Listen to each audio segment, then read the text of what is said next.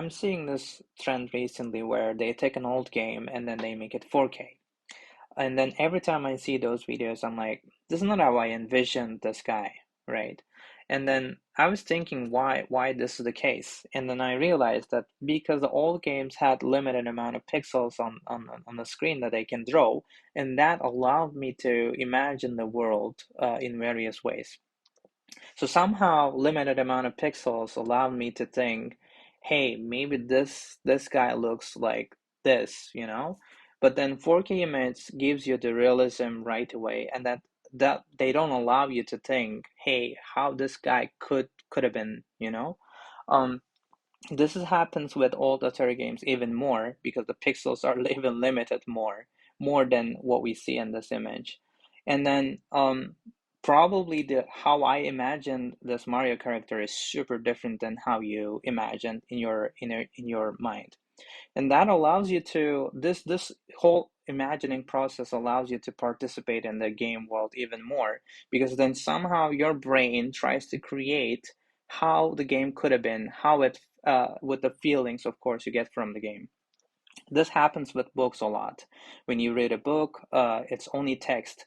So you need to somehow create the world in your mind. You need to dream about it. You need to imagine somehow. And then when you see a movie of a book after reading the book, what happens usually, you see the director's interpretation of the world, and then you're probably you're saying, okay, this is not how I imagined this world.